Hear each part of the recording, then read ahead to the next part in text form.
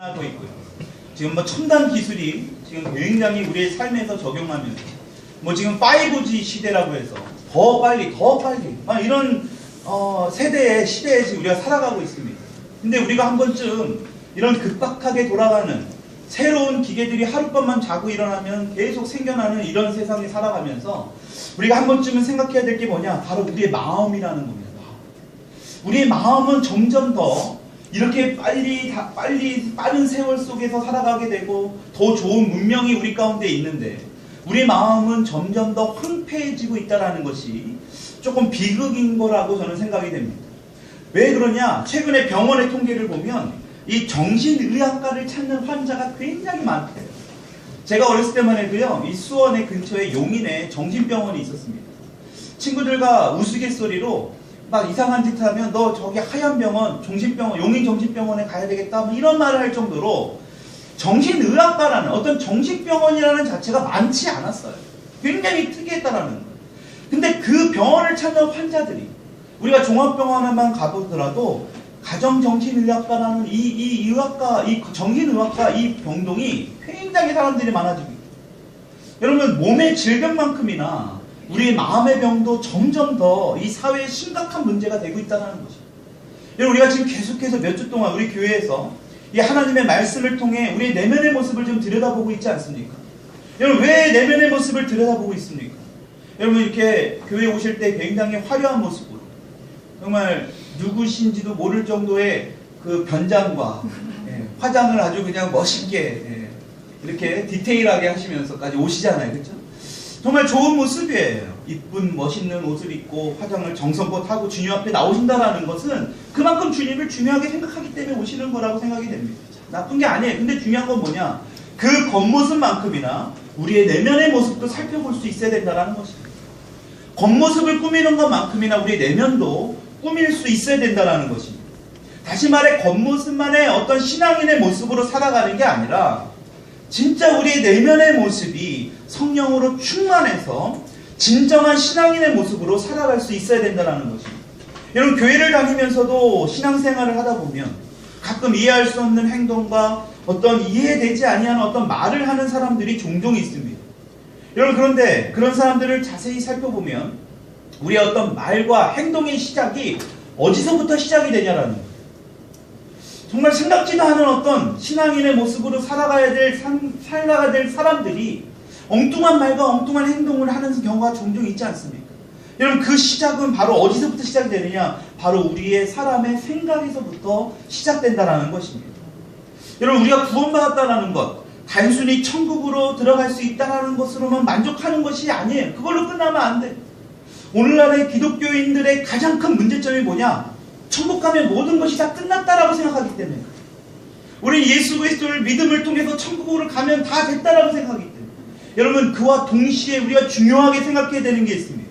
우리의 생각 또한 하나님의 말씀으로 우리의 생각이 바뀌어져야 된다는 거예요. 여러분 우리가 왜 말씀을 암송합니까? 우리의 생각은 부정적이고 끊임없이 나를 비판하고 비난하는 생각이 올라와도 하나님의 말씀으로 그 생각을 어떻게 돼? 떨쳐버려야 돼요. 그래서 우리가 말씀을 암송하는 겁니다. 그냥 기계적으로 말씀을 암송해서 누구에게 유식하게 보이려고 절대 그런 게 아니에요. 아는 척하기 위해서 하는 게 아니라 우리의 생각이 바꾸어지게 할 수 있도록 우리의 생각이 바뀌어질 수 있도록 우리가 그 말씀을 더 가까이 하는 거 아니겠습니까? 그래서 아침에 일어나자마자 말씀부터 붙드는 거 아니에요. 그래서 말씀을 붙들고 여러분들이 그 큐티방에서 그 말씀을 나누는 거 아니겠습니까? 여러분 우리의 생각이 주님의 말씀을 붙들려 살아가게 되면 우리는 그 안에서 진정한 자유를 찾을 수 있다는 사실을 믿으시기 바랍니다. 여러분 근데 세상 사람들은요 진정한 자유를 잘못 생각해요. 자신의 마음대로 어떤 사람들의 터치 없이 간섭 없이 내 마음대로 살아가는 게 자유다. 잘못 생각합니다. 여러분 그 안에 자유가 있는 것 같지만 진정한 자유가 없습니다. 자유는요 우리 마음대로 다시 말해 육신적으로 그냥 내 마음대로 살아가는 것이 아닙니다. 하나님의 말씀에 순종하며 나아갈 때 그 안에서 진정한 자유를 느낄 수 있습니다. 여러분 그것을 경험해보지 못한 사람은 절대 알 수 없어요. 이 진리의 말씀을 알 수 없습니다. 여러분 예를 들면 주일에 왜 교회에 옵니까? 다른 사람들처럼 그냥 놀러 갈 수도 있잖아요. 다른 사람들처럼 편안하게 집에서 잠을 잘 수 있는데 내 육신의 뜻대로 다 할 수 있는데 왜 힘들게 여러분들 교회에 나오십니까? 여러분 안식일을 지키라는 그 말씀, 하나님의 말씀에 순종할 때 오늘 우리가 드리는 이 예배를 통해서 우리는 셈을 얻게 되는 거예요. 여러분 오늘 그 안식일을 지키라는 그 말씀에 순종하며 나아갈 때에 여러분 무엇입니까? 여러분 치유함을 경험하게 된다라고 저는 믿습니다. 여러분 저도 특히 이 사춘기 때 정말 인격적으로 주님을 만나지 못할 때가 있었습니다. 부모님의 어떤 강요에 못 이겨서 교회 나가는 것이 굉장히 곤욕이었어요. 모태신앙이니까 주변에 다 교회를 다니시는 분이니까 교회는 나가는데 그냥 왜 나가야 되는지를 모르겠는 거예요. 그냥 내가 하고 싶은 것, 그냥 내가 하고 싶은 게 있었는데 그냥 그 시간에 좀 더 잠을 자면 좋겠는데 근데 그런 모든 것들을 잠깐 동안 내려놓고 교회 나가 예배를 드리고 나오면 뭔지 모르게 제 마음에 평안과 기쁨이 있더라고요. 저는 그때는 몰랐어요. 지금 보니까 그게 바로 뭐냐? 이것이 바로 하나님이 주시는 자유예요. 여러분 그 자유함을 느낄 수 있는 여러분들이 될 수 있기를 축복합니다. 여러분 그래서 우리 어린아이들이 정말 진짜 대단한 겁니다. 이렇게 나와서 찬양하고 말씀 듣고 암송하고 저는 이 미래가 기대가 돼요. 저는 뒤늦게 예수님을 인격적으로 믿고 뒤늦게 목회자가 됐지만 뒤늦게 이 부분들을 알아보니까 더 그 부분이 간절해지더라고요. 여러분 우리 다음 세대들이 또 여러분들이 또 우리 부모 세대들이 어떻게 변화가 되어 나갈지 저는 기대가 됩니다. 여러분 일본 북부지방에 이 아오모리 지역이라는 곳이 있습니다. 굉장히 사과가 유명한 지역이에요. 그 당시에 이제 선교사가 그 당시에 일본에 선교를 하러 갔다가 그 선교사에 의해서 이 사과나무를 심게 됐습니다. 여기 아오모리 지방이 원래 이 사과로 유명한 지역인데 어느 날 1991년도에 태풍이 강하게 불었대요. 그래서 그 농사를 짓던 이 사과 농사를 짓던 이 농부들이 굉장히 힘들었다고 합니다. 왜냐하면 이 사과가 다 떨어진 거예요. 태풍이 너무 심하게 강하게 부니까 사과의 나무에 붙어있던 사과가 다 떨어지고 쓸 수가 없었던 것입니다. 여러분 그런데 자세히 보니까 엄청난 태풍이 몰아친 이후에 떨어지지 않은 사과들이 몇 개가 달려있더라는 거예요. 그 사과들을 잘 따가지고 인근에 있는 백화점과 마트에 이 납품을 했다고 합니다. 근데 거기서 굉장히 뜻밖의 일이 일어납니다. 어떤 일이 일어나냐? 평상시에는 그냥 아오모리 사과라고 이름을 져서 이렇게 판매를 했는데 이 농사를 짓는 이 아오모리 지역에 있는 이 농사꾼들이 그 떨어지지 않는 사과를 통해서 이런 그 이름을 줬대요. 풍속 50km에도 떨어지지 않는 사과. 제목에 풍속 50km에도 떨어지지 않는 사과라는 제목으로 판매를 했다고 해요. 근데 그때가 마침 일본에서 이 20철이어가지고 대학 20철이어서 굉장히 그 시기와 그 맞물리면서 그 사과가 어떻게 소문이 났냐? 합격 사과. 떨어지지 않는 사과라고 소문나면서요. 그 일본에 엄청나게 돌풍을 일으키면서 엄청나게 비싼 가격으로 판매가 됩니다. 오히려 더 풍년이 들어서 사과를 재배해서 판매했던 것보다 다 떨어지는 않고 얼마 남지 않는 그 사과에 남은 소득이 이전보다 더 많았대. 여러분 이 이야기는 무슨 이야기를 우리에게 교훈을 주고 있습니다. 여러분 아무리 어렵고 힘든 일이라도 아무리 어렵고 힘든 일을 우리가 만난다 할지라도 그것을 우리가 어떻게 해석하고 생각하느냐에 따라 우리의 인생이 달라질 수 있다는 거예요. 얼마든지 달라질 수 있습니다. 그러니까 우리의 사람의 생각이 이만큼 중요한 거예요. 우리의 마음을 어떤 마음을 갖느냐. 여러분 그것이 너무나 중요하다는 거예요. 왜 그럴까요? 우리의 생각의 결과에 따라 우리의 말과 행동으로 나오게 됩니다. 여러분 그래서 한 번쯤은 자기 마음속에 있었던 생각이 무심코 말이나 행동으로 튀어나와서 당황한 경험이 있지 않습니까? 없는 척 하지 마세요. 제가. 있잖아요. 내 생각에 있었던 것들을 그냥 무심코 말과 행동을 했는데 해서는 안 되는 행동과 해서는 안 되는 말을 움찔했던 적이 있잖아요. 여러분 그래서 우리가 매 순간 무슨 생각을 하고 어떤 생각에 사로잡혀 있는가 우리는 그것을 늘 점검해 보아야 될 필요가 있습니다. 왜냐? 그것이 우리의 인생을 결정하는 어떤 방향이 될 수 있기 때문에.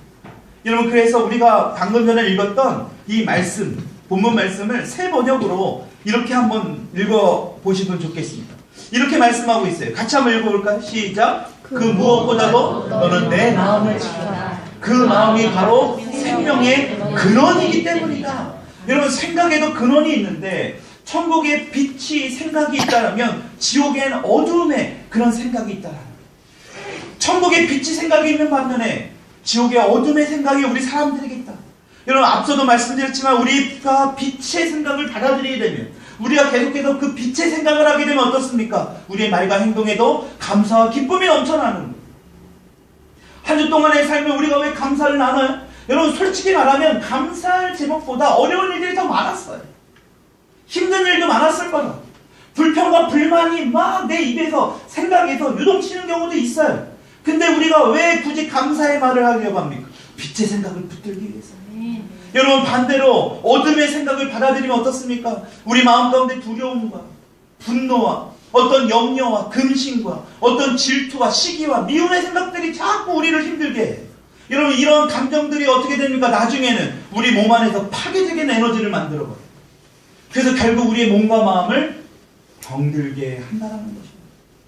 여러분, 그래서 우리의 생각, 우리의 마음은 굉장히 중요해요. 그래서 우리의 생각은 어떤 사람의 그 영혼을 조종하는 어떤 힘과 능력이 된다는 거예요. 그래서 평소에 우리가 생각하는 것들을 잘 살펴보면, 그것을 잘 보면 우리들의 모습을 볼 수 있어요. 어떤 생각을 주로 많이 하는가. 여러분, 긍정과 감사의 그런 말을 자주 하는 사람들을 잘 보세요. 그런 사람들과 더 많은 대화와 함께 있고 싶지 않습니까? 여러분, 그러나 하나님이 기뻐하시지 않는 그 말을 듣게 되거나 굉장히 부정적인 말하는 사람을 보세요. 혹시 하나님께서 기뻐하지 않는 말을, 어떤 이 부정적이고 비난하고 원망 섞인 그런 말하는 사람들이 내 주변에 있는데도 전혀 힘들지 않다면, 여러분, 죄송하게도 여러분들은 그 하나님의 기뻐하지 않는 그런 말의 영향에 이미 많이 넘어가 있는 거예요. 거기에 습관화가 되고 있는 거예요. 나도 모르게 거기에 익숙해져가 있는 거예요. 여러분, 잘 보십시오. 자신을 비난하고 원망하는 사람들 간혹 있어요. 그런 사람들이 하는 말 중에 빨리 죽어버리고 싶어. 나는 오래 살지 못할 거야. 이거 살아서 뭐해? 여러분, 진짜 보세요. 진짜 오래 살지 못하는 경우야. 산다 하더라도 힘들게 살아요. 왜? 우리 말에는 권세가 있기 때문에. 여러분, 그래서 함부로 내뱉지 마세요. 정말로 함부로 말할 것 같으면 여러분, 그 입을 붙드세요. 손으로라도. 여러분, 어떤 말은 자녀를 평생 따라다니며 어두운 삶을 살게 되는 그런 말에 씨앗이 되는 경우도 있습니다. 저는 그러한 경우를 실제적으로 상담을 하면서 너무나 많이 들었어요. 아내들이 그냥 아무 생각 없이 하는 말이 있습니다. 딸들에게, 야, 너는 아빠 같은 사람하고 결혼하지 마. 여러분, 실제적으로 아빠 같은 사람하고 결혼하지 마라는 그 말이 진짜 나중에 결혼해보면 어떤지 아세요? 아빠 같은 사람하고 결혼했더라. 실제입니다. 말로 묶어버리는 거예요. 여러분, 혹시라도 그런 말을 했다라면 예수 그리스도의 이름으로 취소하세요. 그 아이들이 그 말을 통해서 끌려가고 묶여있는 그 묶음을 풀어주셔야 돼요. 여러분, 이렇게 우리의 말 가운데, 특히 부모의 말에, 권위자의 말에 권세가 있습니다. 함부로 말을 해서 안 된다는 것입니다. 여러분, 저주에 가까운 이 부정적인 말에 자주 노출된 그런 아이들을 보십시오. 어른이 돼서도 늘 부정적이에요. 늘 어떻습니까? 자신감이 없고 어떤 이 패배의식에 사로잡혀 살아가게 된다는 것입니다. 여러분, 그래서 우리 내면의 상처가 많은 사람들은 성인이 되었다 하지만 몸은 커졌어도 이 과거의 아픈 기억들을 깨끗하게 치유받아야 돼요. 여러분, 그래서 자신의 그 부정적인 생각을 받아들이지 말고 오늘도 그 하나님의 말씀을 붙들고 하나님의 말씀으로 자신을 향해 선포해야 돼요. 이렇게 한번 따라하세요. 나는 그리스도 안에서 의인이다. 나는 그리스도 안에서 의인이다. 하나님은 나를 사랑하신다. 하나님은 나를 사랑하신다. 내 안에서 선한 계획을 갖고 계시다. 내 안에서 선한 계획을 갖고 계시다. 아멘. 여러분, 자꾸 이 말씀을 선포하세요. 실제입니다. 여러분, 잠언서 18장 20절로 21절 말씀에 이렇게 말씀하고 있습니다. 우리 같이 한번 읽어봅시다. 시작. 사람의 입에서 나오는 말의 열매가 사람의 배를 채워주고 그 입술에서 나오는 말의 결과로 만족하게 된다. 죽고 사는 것이 혀의 힘에 달렸으니 혀를 잘 쓰는 사람은 그 열매를 먹는다. 여러분, 이 말씀의 의미가 뭘까요? 여러분들이 읽는 개혁보다 조금 더 쉬운, 조금 더 새 번역으로 우리가 읽기 쉽게 번역해 놓은 거예요. 근데 내용은 똑같습니다. 여러분, 어떤 사람이 부정적인 말과 태도를 자신의 삶 속에서 계속해서 심는다면 어떻게 된다는 거예요? 자신의 인생에서 결과적으로 부정적인 결과를 거두게 된다는 거예요. 그와 반대로 긍정적인 말과 태도를 계속해서 우리의 삶 속에 심는다면 긍정의 열매를 우리는 먹게 될 수 있다는 거죠. 여러분, 지금 삶의 모습을 보면 과거의 우리의 모습이 보여지는 겁니다. 여러분, 지금의 삶이 힘들다면 과거의 그러한 모습으로 살았고, 부정적으로 뭔가 부정적인 말과 태도로 사는 거예요. 여러분, 그런데 우리에게는 희망이 있어요. 우리에게는 미래가 있는 거예요. 지금 바로 이 시간부터 우리가 바뀌어져 나가면 되는 거예요. 그러면 내일이 바뀌어지고 다음 달이 바뀌어지고 그 다음 해가 바뀌어지는 거예요. 여러분, 그 열매를 먹고 살게 될 거예요. 여러분, 몸이 건강하기를 원하면 요새 굉장히 어떤 뭐 푸드, 뭐 힐링 푸드, 뭐 좋은 음식, 뭐 이런 것들이 굉장히 우리에게 알려져 있습니다. 몸이 건강하기 위해서 좋은 음식을 먹는다는 사실을 우리는 너무나 잘 알아요. 근데 영원히 밝고 영원히 건강하기를 위해서 우리는 어떻게 하냐라는 거예요. 우리 내면에 평안함과 기쁨을 짊어질 수 있는 그런 말을 듣고 그런 말을 우리가 계속 해야 된다는 것입니다. 왠지 아세요? 낙심과 절망 같은 생각과 감정이 들게 만드는 것이 바로 누가 하는 거예요? 사단이 주는 겁니다. 부정적인 생각을 자꾸 우리에게 심어줄 겁니다. 오늘 예배를 끝나고 여러분들이 문 밖을 나가는 순간 운전하고 가면서부터 여러분들에게 끊임없이 부정적인 생각을 갖다 심어줄 겁니다. 여러분들의 남편과 여러분들의 아내와 여러분들의 자녀와 심지어는 여러분들의 부모님, 여러분들의 친구들이 여러분들을 더 힘들게 만들 수 있어요. 부정적인 생각을 계속 심어다 줄 수 있습니다. 근데 우리는 선포해야 돼요. 우리는 그것을 이제는 거절해야 돼요. 하나님이 주시는 그 말씀을 붙들어야 됩니다. 여러분, 그 하나님이 주시는 그 말씀을 우리가 선포하며 나갈 수 있기를 축복합니다. 오늘 그래서 창세기 31장의 말씀을 좀 살펴보려고 하는데, 여러분 성경책을 한번 좀 펴시고 창세기 31장을 한번 열어보시기 바랍니다. 오늘 제가 말씀드린 이 말씀에 좋은 예가 나와요. 창세기 31장 30절의 말씀 한번 펴십시오. 창세기 31장 30절의 말씀. 여러분, 창세기 31장을 보면 어떤 부분이 나옵니까? 야곱이 외삼촌 라반을 피해 도망치는 이야기가 나옵니다. 이걸 외삼촌 라반이 이제 그 속았다라는 것을 알고 야곱을 추적하게 됩니다. 그래서 길라산에서 야곱을 따라잡아요. 그러면서 그 외삼촌 라반이 야곱에게 왜 나의 드라빔을 훔쳤냐고 이야기하는 대목이 나옵니다. 그게 바로 창세기 31장 30절의 말씀입니다. 우리 같이 한번 읽어볼까요? 시작. 이제 내가 내 아버지 집을 사모하여 돌아가려는 것은 옳거니와 어찌 내 신을 도둑질하였느냐. 여러분, 지금 드라빔이라는 것을 훔쳤다라는 거예요. 내 신이 바로 이 드라빔이라는 신입니다. 그 당시에 메소포타미아 그 지역에서 굉장히 유명했던 그런 신이에요. 가정수호신이라고도 합니다. 오늘날도 집에 가보면 여러분들 벽면에 무슨 뭐예요? 새해가 되면은 그 여러분들이 섬기는, 여러분들이 철석같이 믿고 있는 그 무당들을 찾아가서, 정말 더 비극인 것은 교회를 다니고 심지어는 목사님까지도 있다라는 거예요. 그 무당들의 가장 큰 고객 중에 하나가 기독교인들이라는 거예요. 여러분, 그들을 찾아가서 하나님의 말씀도 아닌 그들의 말에 맹신을 합니다. 여러분, 그 당시에도 이 드라빔이라는 게 바로 그거였어요. 점을 칠 때 사용하고 집을 보호할 수 있다고 믿었던 신이 바로 이 드라빔입니다. 집안에 불을 가져다 준다고 생각했던 게 바로 이 드라빔이라는 이 신이었습니다. 여러분, 근데 부적을 아무리 갖다 붙여놓고 다닌다 하더라도 여러분들의 삶을 잘 보세요. 진짜 변화되었습니까? 진짜 변화되었다면 그 무당 찾아가세요. 정말 지금도 비극인 것. 제가 섬기고 있는 그 치유센터에 얼마 전에 무당 2명이 왔습니다. 자기들끼리도 등급이 있더라고요. 나이가 한참 어린 무당을 보고 나보다 높은 등급에 있는 그 무당이래. 지들끼리 알아보더라고요. 근데 그들이 확신하는 건 뭔지 아십니까? 진짜 신은 하나님이라는 걸 자기들도 알고 있어요. 근데 자기들도 먹고 살아야 하기 때문에 어쩔 수 없다라는 겁니다. 그 돈의 유혹에 못 이겨나가더라고요. 새해가 되면 돈을 진짜 삽으로 퍼서 담는 마대자루에다. 그 정도로 사람들이 올 때는 얼마나 참 가슴이 아플 일입니다. 여러분, 그런 사람들 보면서 불쌍해 보이지 않습니다. 정말 주님 앞으로 와야 되지 않나요? 진짜 하나님의 말씀이 있는데 그렇게 하지 않아도, 그렇게 무당들에게 돈을 갖다 주지 않아도 평화를 갖다 주고 치유와 회복의 역사가 바로 이곳에 있는데 진짜를 가지고 있는 우리는 그들에게 제대로 뭘 말하지 못하잖아요. 그러면서 그들은 얘기합니다. 영원한 무당이 있는데 한번 가봐. 그들이 더 전도를 잘해요. 우리는 진짜 신을 믿고 있으면서도 머뭇거리게 됩니다. 여러분, 진짜 하나님의 역사를 우리가 경험해야 돼요. 진짜 이 우리나라 이 기독교가 가장 큰 문제가 뭐냐? 머릿속으로 자꾸 멈춰가고 있어요. 그냥 생각으로 그냥 제한시켜놔요. 그래야 교회 안에서만 하나님이고 밖에 나가면 무당을 찾아가는 비극인 것입니다. 여러분 오늘 우리 주변에 혹시라도 그런 분들이 있다면 담대하게 전하십시오. 이제 그걸 끊으라고 하세요. 예수 그리스도를 믿으면 너와 내 집에 구원이 있을 것이다. 3대가 아닌 1000대까지 축복해 주신다는 그 언약의 말씀이 바로 이 성경 말씀에, 그 하나님이 기록해 주신 그 말씀에 있다라는 것을 분명히 말씀해 주세요. 여러분 이 드라빔은요, 당시 사람들에게 이것을 가지게 되면 이 부모의 재산 또한 물려받을 수 있다는 어떤 이 풍속도 있었습니다. 여러분 이 드라빔을 지금 야곱의 아내인 라헬이 훔쳐서 나왔다라는 거예요. 훔쳤습니다, 실제적으로.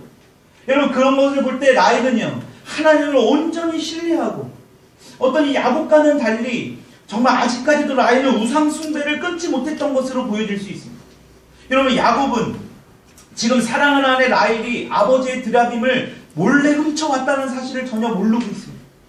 여러분 라반의 말에 지금 억울하다고 말을 하고 있는 거예요. 근데 중요한 것은 뭐냐? 야곱이 지금 해서는 안 될 말을 하고 맙니다. 그게 바로 창세기 31장 32절의 말씀입니다. 우리 같이 한번 읽어볼까요? 시작. 외삼촌의 신을 누구에게서 찾든지 그는 찾지 살지 못할 것이요, 우리 형제들 앞에서 무엇이든지 외삼촌의 것이 발견되거든 외삼촌에게로 가져가소서 하니 야곱은 라헬이 그것을 도둑질한들을. 여러분 지금 야곱에게는 아내가 둘이었습니다.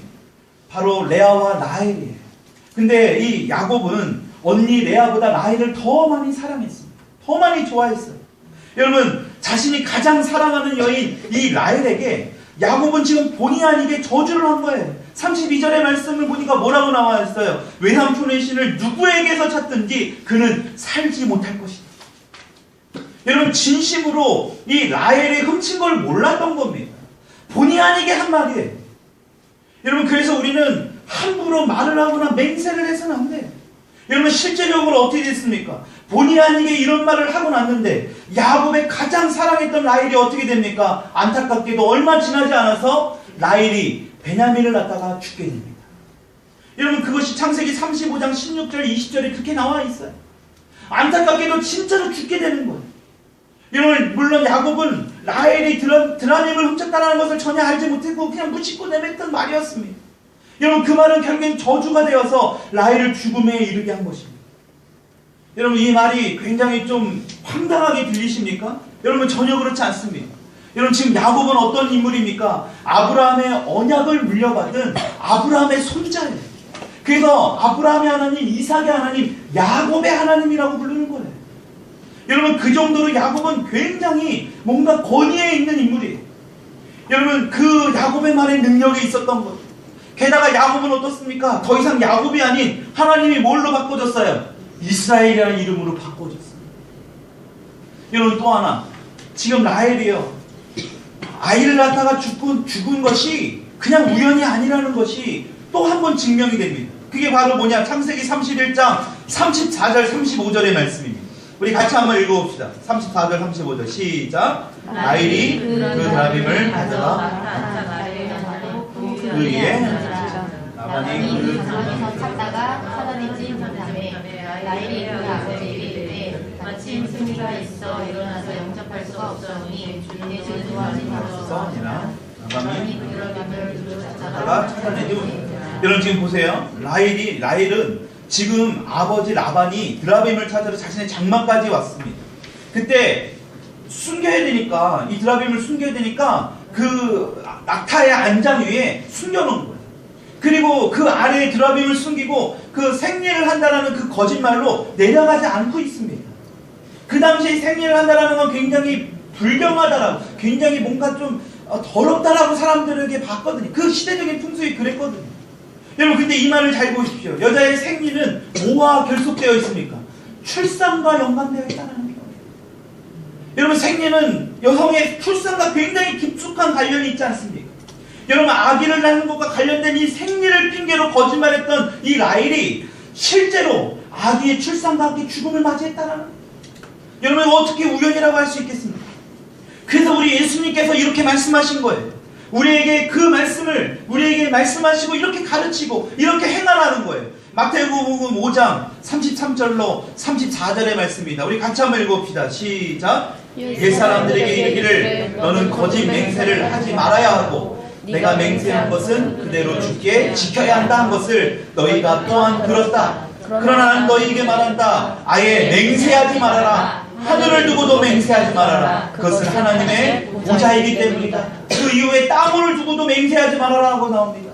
그러면서 37절에 이렇게 말씀합니다. 시작. 너희는 예할 때에 예라는 말만 하고 아니요 할 때는 아니요라는 말만 하여라. 이보다 지나친 것은 악에서 나오는 것이다.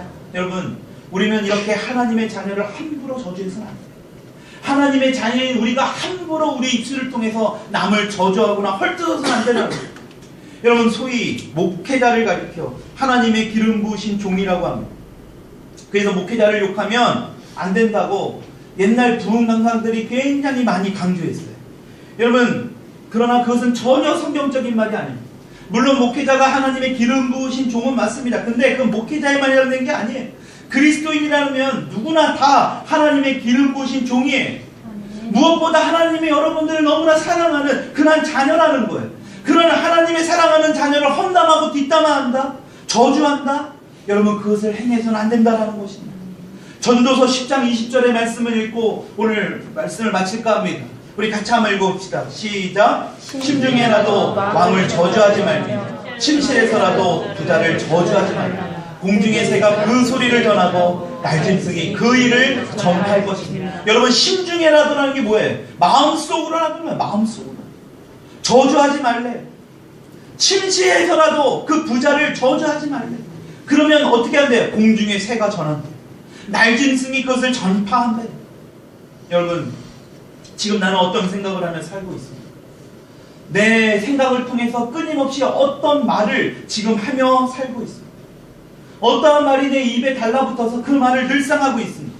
여러분, 감사의 마음으로 감사의 말을 하며 늘 서로를 세워주고 또 서로를 격려할 수 있는 저와 여러분들이 될 수 있기를 축복합니다. 여러분, 그래서 축복의 문을 여는 생각, 여러분, 축복을 부르는 말을 함을 통해서 마지막 때 하나님께서 쓰임받는 정결하고 아름다운 삶이 될 수 있는 저와 여러분들이 될 수 있기를 주님의 이름으로 축복합니다. 아멘. 여러분, 우리 주님을 이 찬양을 하면서 우리의 모습을 다시 한번 돌아봤으면 좋겠어요.